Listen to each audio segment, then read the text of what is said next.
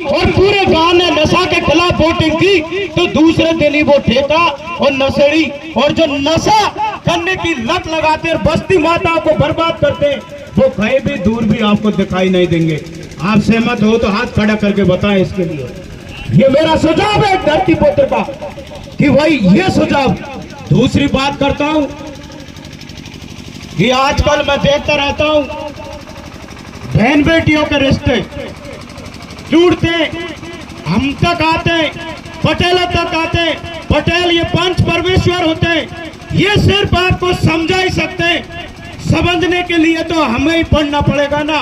इसलिए मैं ये बात क्यों बता रहा हूँ, हमारे इस समाज में मैंने एक चीज देखी है और देखी नहीं सबने ही देखी है। अगर पंच पटेलों ने कोई निर्णय कर दिया, चाहे लड़की गलत है चाहे लड़का गलत है, मगर मेरे ही समाज का दूसरे दिन उसकी सगाई करने चला जाएगा, तो काहे का निर्णय हुआ मैं आपसे पूछना चाहता हूँ। इस 28 की पावन धरा से मैं मेरे पंच पटेल और यहाँ पर पधारे प्रत्येक कबीले के सरदार से पूछना चाहता हूँ, काहे का निर्णय वो बहन बेटी ये लड़का दर दर भटक रहा है मगर उसे कोई न्याय नहीं मिलता है। एक जज ऐसी भी होना चाहिए, अगर कोई निर्णय फाइनल हो गया कि भाई ये बहिष्कार है तो वो बहिष्कार ही होना चाहिए, न कि ऐसे नहीं दूसरे दिन सगाई चली जाती है। ये पंच पटेलों की जाजिम का एक तरह से निर्णय नहीं होता।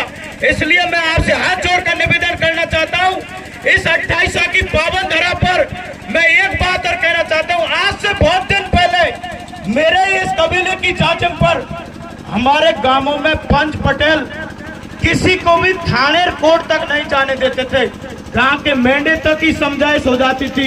मगर आप चाहे यहाँ करौली थाने में चला जाना, चाहे गंगापुर थाने में चला जाना, चाहे पीलोदा में चला जाना, चाहे वजीरपुर में चले जाना, सबसे ज्यादा मेरे कबीले के केस मिलेंगे। और हमारी बहन बेटियां लगातार कोर्ट कचहरियों में तारीख साधती मिलेंगी। कभी सोचा ही नहीं हमारे पटेलों ने, वो भी हमारे पैतृक थे जिनकी एक समझाइश पर वहीं पर राजीनामा हो जाता था। आजकल तो आपसी ईर्षा इतनी बढ़ चुकी है समाज में, उल्टे केस करवाने के लिए ले जाते हैं, मेले चलो तो केस करवाने के लिए मानते भी नहीं मानते इस बात को।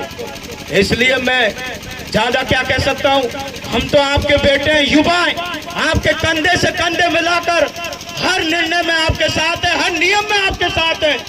मगर मैं लास्ट में एक बात और कहना चाहता हूँ, अगर पंच पटेलों ने निर्णय ले लिया ना कि मुझे गोद भराई में नहीं जाना, मुझे लगन टीका में नहीं जाना या इन 14 बिंदुओं का पालन करवाना है, तो दुनिया की कोई ताकत नहीं कि उस नियम को तोड़ दे। गलत तो नहीं बोल रहा हूं पटेलों।